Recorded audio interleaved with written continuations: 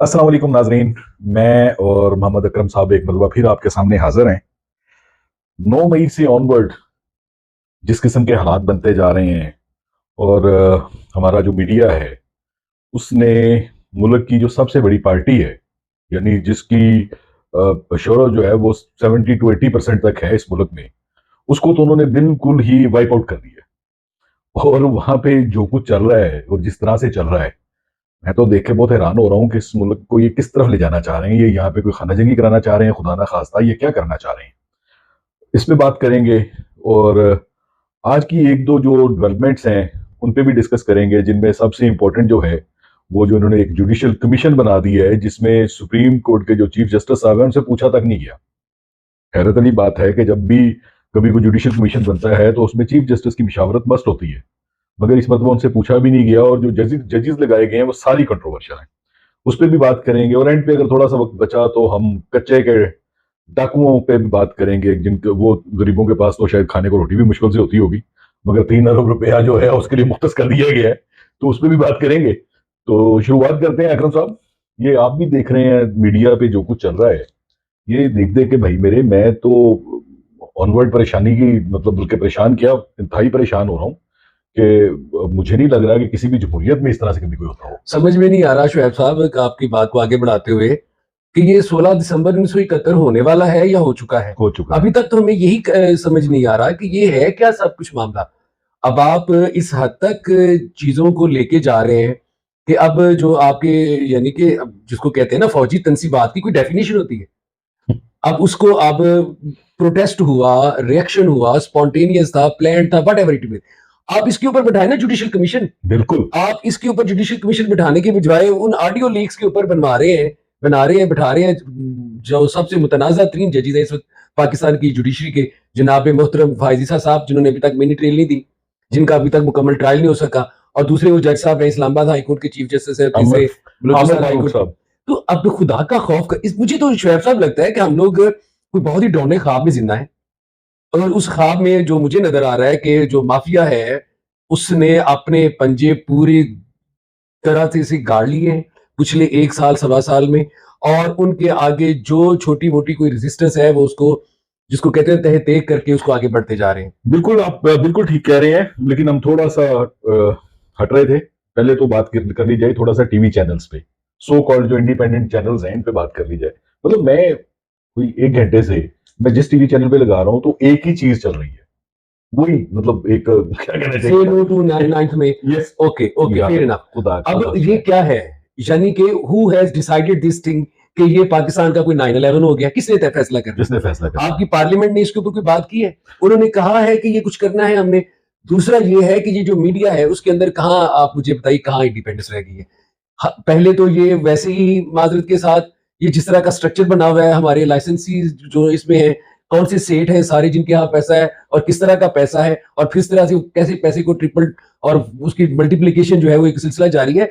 Journalism नाम की चीज नहीं है इसके इस मुल्क के अंदर रह गई। जर्नलिज्म तो भाई एक मुद्दत होगी, खत्म हो गया ना। अब आपको जर्नलिस्ट कोई नजर आता है? पहले मुझे ये बताएं। कोई आपको यानी कि अभी मैं आपकी बात को अब उसी पे बात करते हुए एक खबर में देख रहा था, फिर वो एक टीवी चैनल पे वो एक वो जिसको कहते हैं ना एक चिंगारी गिरती है फिर वो पूरा वो पहाड़ सा मच जाता है। वो खबर क्या जनाब चला रहे हैं, उसका कोई सोर्स मेंशन नहीं कर रहे कि कहाँ से मिली उनको ऑडियो। अच्छा वो था क्या कि वो एक इमरान खान जो है यूएस कांग्रेस मूवमेंट से बात कर रहे हैं, उनको पाकिस्तान में ह्यूमन राइट्स की वायलेशन के हवाले से उनसे बात कर रहे हैं और उनसे कह रहे हैं कि आप उसके ऊपर जो है ना बात करें। अब ये हमेशा से हुआ है। बेनजीर भुट्टो ने ये केस बार बार प्लीड किया। बेनजीर भुट्टो किस हद तक उन्होंने जो सारा देखा भुगता वो उन सबसे बात करती थी। ये कोई नहीं, हम डेमोक्रेट हैं, पूरी दुनिया में डेमोक्रेट रहते हैं। हम जब कांग्रेस से बात करते हैं तो हम एक डेमोक्रेट दूसरे डेमोक्रेट से बात करते बात हैं। कर रहे हैं। अगर यहाँ पे कोई हम मजदूर है, पूरी दुनिया में मजदूरों का आलमी दिन मनाया जाता है। शिकागो के जो मजदूर है उनका जहाँ से ये बात शुरू हुई, तो दुनिया भर के मजदूर मजदूर हैं, दुनिया भर के जर्नलिस्ट रिपोर्टर्स हैं, फ्रंटियर जो है उस तरह की जर्नलिस्ट है, पूरी दुनिया में जर्नलिस्ट है। सिर्फ जो ह्यूमन राइट्स है ये कॉमन है। अब उसके ऊपर वो पूरा आपका मीडिया जो है देख के शर्म आ रही थी। समझ में नहीं आ रही कि वो यानी कि उनको शायद जो हमारे वहां पे जो लोग बैठे हुए वर्कर बैठे हुए उनको ट्रीटमेंट करने की भी इजाजत नहीं है शायद, नहीं वो या फिर वो इतने बेबस हैं कि उन्होंने बिल्कुल फेंक दिए हुए। कंप्रोमाइज्ड है, हर बंदा कंप्रोमाइज्ड है, हर बंदा कंप्रोमाइज्ड है। जो जो छोटा जर्नलिस्ट है उस गरीब को घर के चूल्हे की फिक्र है। सीधी सी बात है ना, मतलब इस मुआशरे के साथ हो क्या रहा है।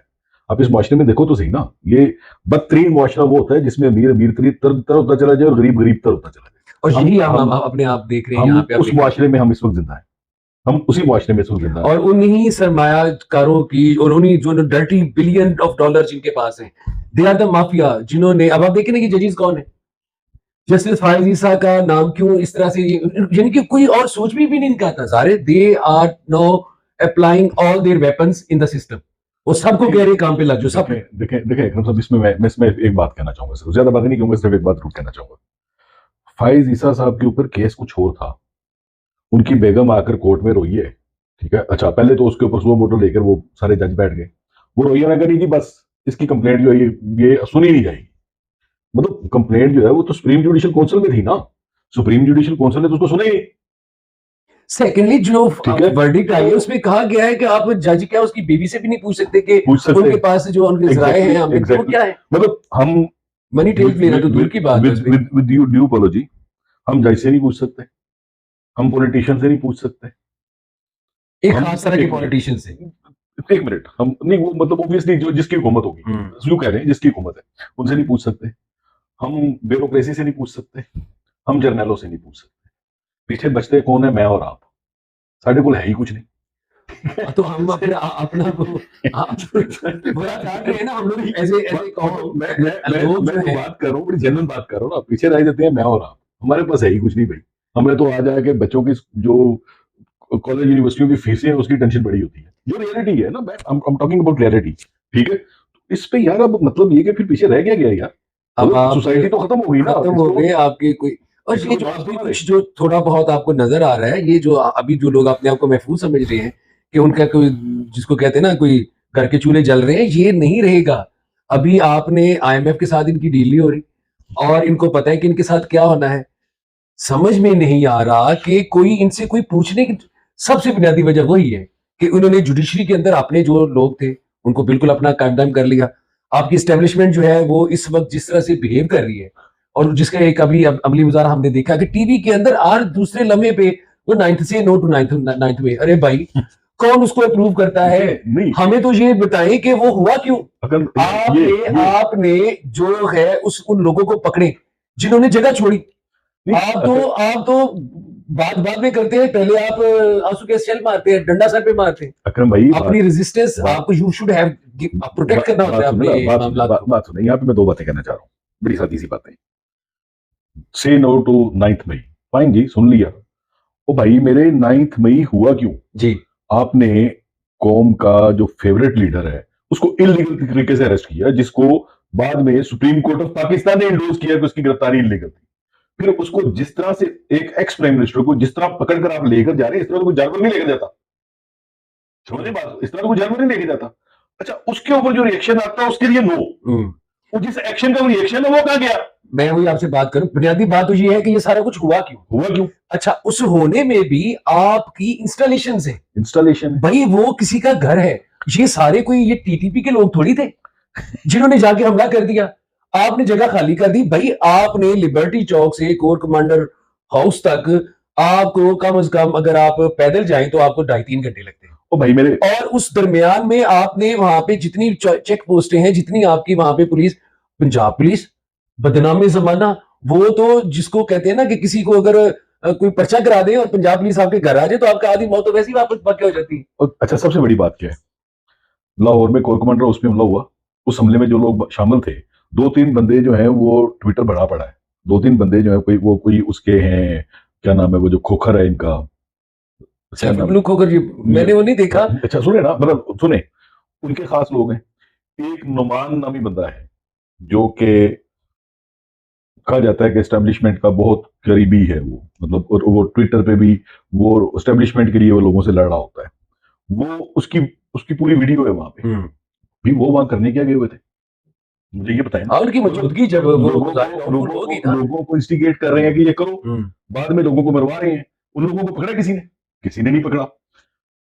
पेशावर में जो वाकया हुआ उसमें नून लीग के लोग पकड़े गए, ठीक है। मैं मतलब ये कि जो मेरे जो सुनने में आया, मैं मतलब ये कि मैं वहां पे मौजूद नहीं हूँ, लेकिन जो मेरे सुनने में आया वहां पे जो लोग पकड़े गए हैं वो अमीर मुकाम के लोग हैं। मैं शोएब साहब वही बात करना चाह रहा हूँ, हम इस मामले को कोशिश ये करनी चाहिए कि जो हमारे पास बेस्ट इन्फॉर्मेशन है, उसके मुताबिक बात की जाए, और ये जो बाकी लोग जिस तरह से कर रहे हैं, हम उस दाम में ना आए। वो बुनियादी बात यही है कि असूली एक बात है, भाई इसके ऊपर आप इंक्वायरी करवाएं।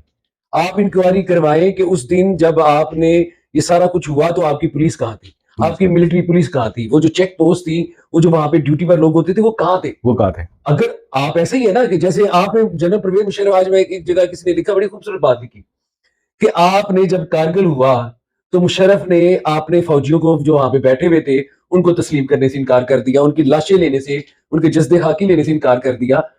तो उसको तो आपने, वो तो सारे उसको किस तरह से आपने इतनी इज्जत और एहतराम से, 9th में तो उससे बड़ा 9th में है जो कारगिल में हुआ, जो कारगिल में हुआ। अभी रिसेंट एग्जांपल है। उससे बड़ा कोई 9th में है जो आपने 65 की जंग के बाद किया।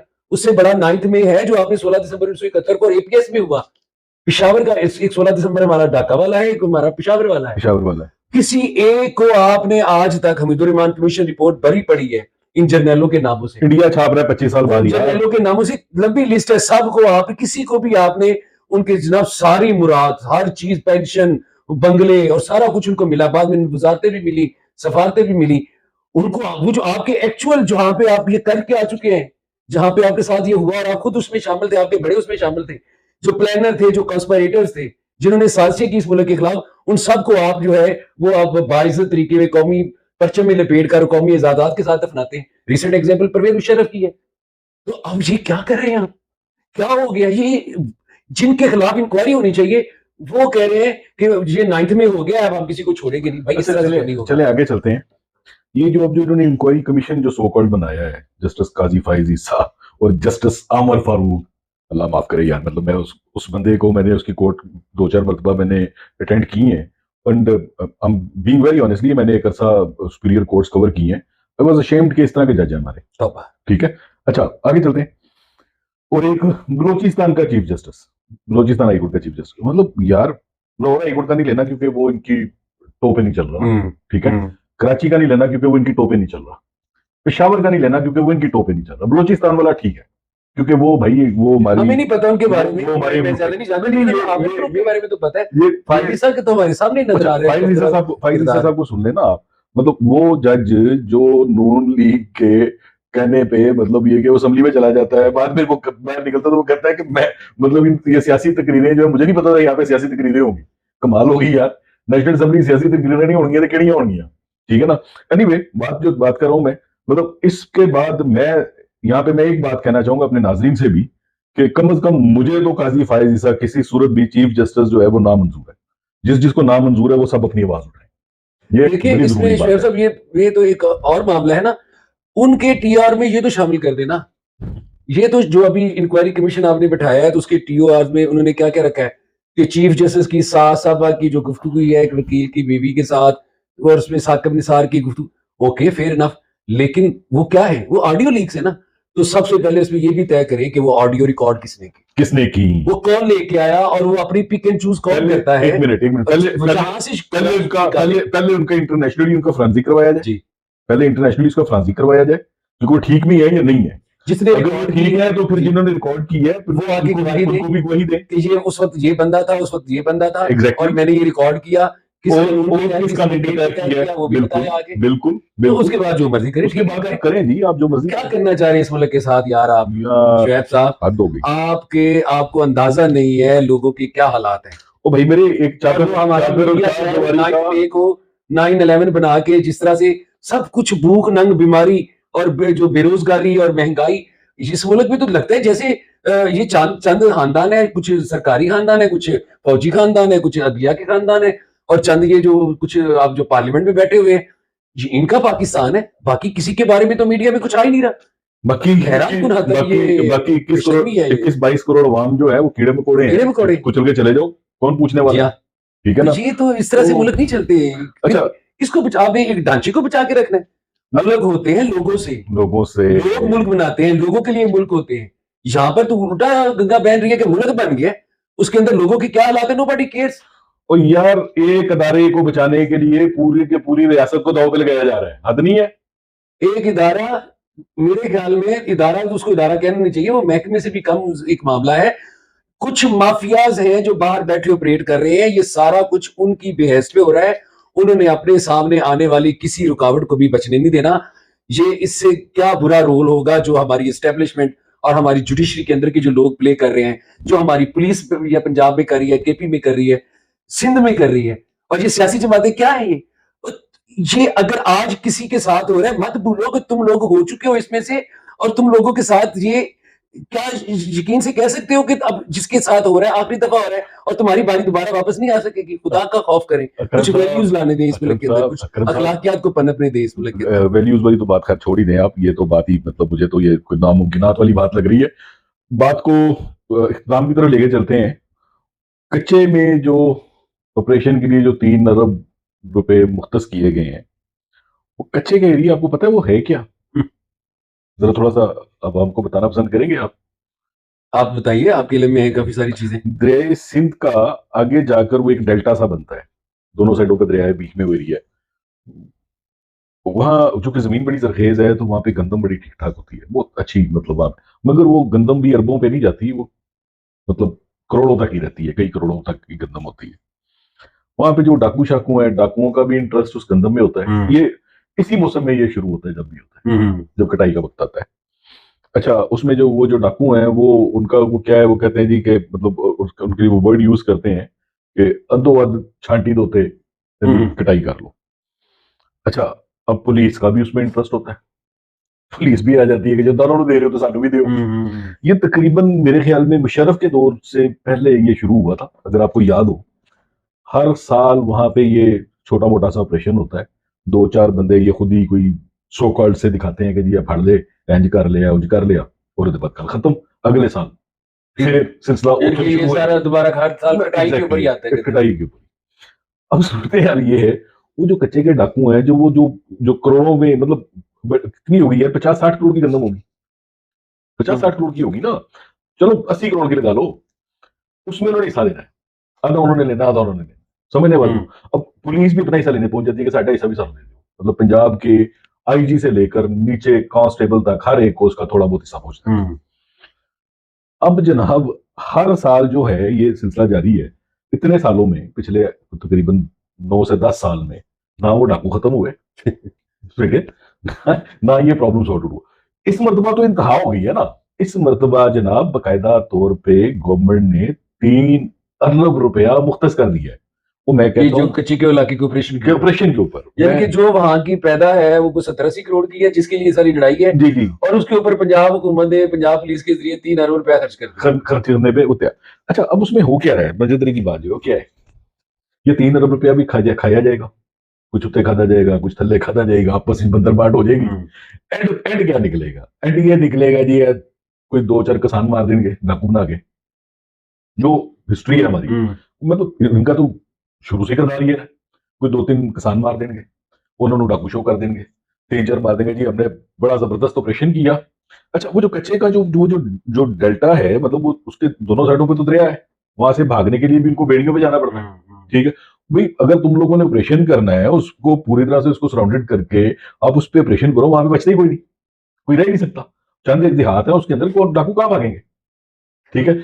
अब सुनने में आ रहा है कि उन डाकुओं के पास बड़ा अच्छा, एक मजेदार खबर जो कल रात को मुझे मिली, वो मैं बल्कि वो तो भी शेयर करना भूल ही गया बीच में। उसमें जनाब आपके जो इज्जत माब मोहसिन नकवी साहब, इन्होंने अपने टीवी चैनल पे ही खबर चलवा दी कि कच्चे के डाकुओं को टीटीपी की भी हिमायत हासिल है। खबर चल गई, खबर चल गई, वो पता चला कि वो टीटीपी वालों ने उन्होंने पैगाम भेज दिया कि ना भाई हमारा कोई तल्लक नहीं है, और हमारा नाम लोगे तो हम बुरा पेश आएंगे। लोगों टिकट लोगों ये टिकट तो मैंने भी देखे। ठीक है, मुझे लोग दो ना, ये पता नहीं चैनल इन्हीं का था या कोई और चैनल था, लेकिन मैंने ये टिकट ना। अब हुआ क्या है, उसके बाद से टीटीपी का कोई जिक्र नहीं हुआ। क्यों नहीं हो रहा? उसने किया साडा ना वास्ता ही कोई नहीं यार।